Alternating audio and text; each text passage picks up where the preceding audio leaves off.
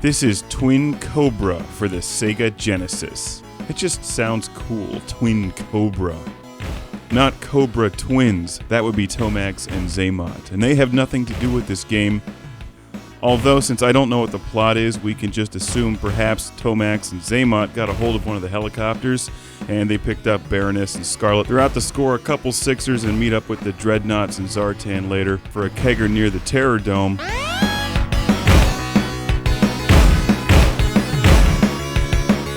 It's doubtful that's what the designers had in mind, yet all the elements to make a great vertical scrolling shooter are here. Of the three Toa Plan shooters that I'm most familiar with on the Genesis, we have Fire Shark, Truxton, and Twin Cobra. All three of them feel very similar. If your ship, in whatever form it might be, it was a biplane in Fire Shark, spaceship in Truxton, and here in Twin Cobra, it's a helicopter. If you get hit with anything, you explode and have to start back at a checkpoint.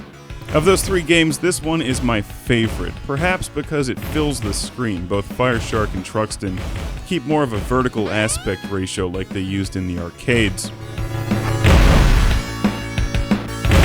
Twin Cobra just fills the screen with its magnificence. And the music in this game is quite good as well. I'm not usually a huge fan of the Toa Plan shooter music, but they've done a great job here in Twin Cobra.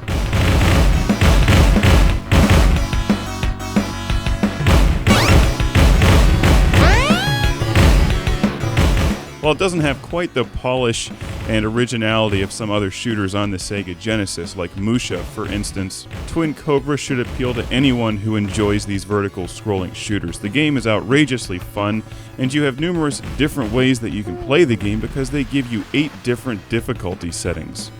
And even the easiest one is not terribly easy. What we're watching is about the middle difficulty here, and you can also adjust at what point you get extra lives and how many extra lives you get. What we're watching is a more relaxed game of Twin Cobra, but if you really want to sink your teeth into this and try to master the game, it will provide you an incredible amount of challenge.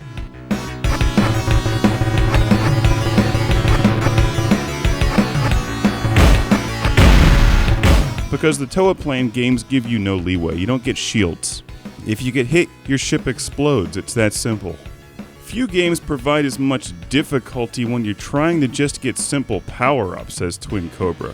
Those helicopters that look like the G.I. Joe Tomahawks, when they come at you, they shoot 3 times. If you dodge all 3 of them and still bring them down, you get yourself a power-up. Or if you shoot them at any time, it's sometimes difficult to focus on them because the screen is filling with enemy helicopters at the same time you're trying to shoot down the special power-up helicopter. And there's not speed power-ups in this game, so your speed remains consistent. If you explode and come back, your guns are reduced in strength to all the way to the beginning, but the speed is consistent. I actually prefer that kind of gameplay. I can't stand it when my ship gets destroyed and it slows down. That just completely throws my game out of whack. Which is whack.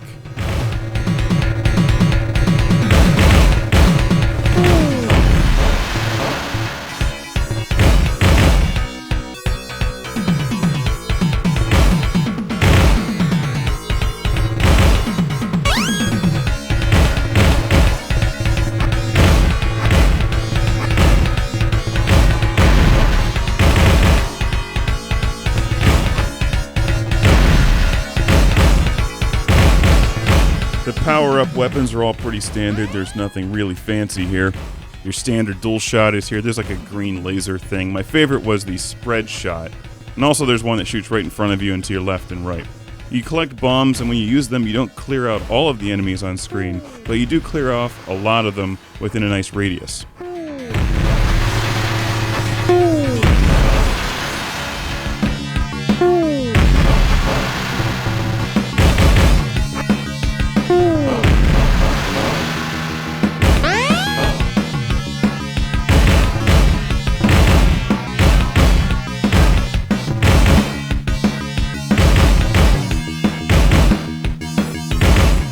And similar to Fire Shark, at least, when you finish each level, your helicopter lands. The end bosses spew bullets at you. The patterns aren't that difficult to figure out, but then the game starts throwing additional helicopters and things at you from the side and from behind.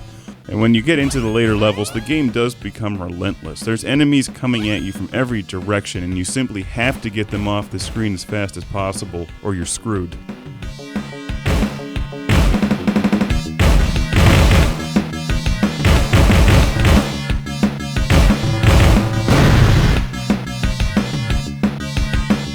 Even if your helicopter is destroyed, it's imperative that you get back into the action.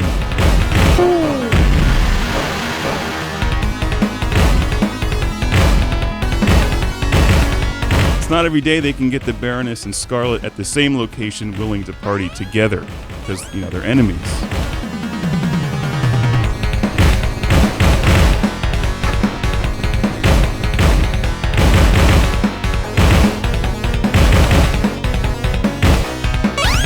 Cobra twins need your help to fly the Twin Cobra because, they were kind of creepy and they usually didn't have many opportunities to hang out with ladies anyway.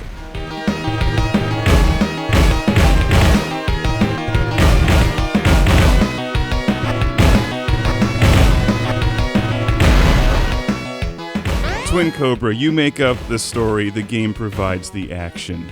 This game is easy to find today.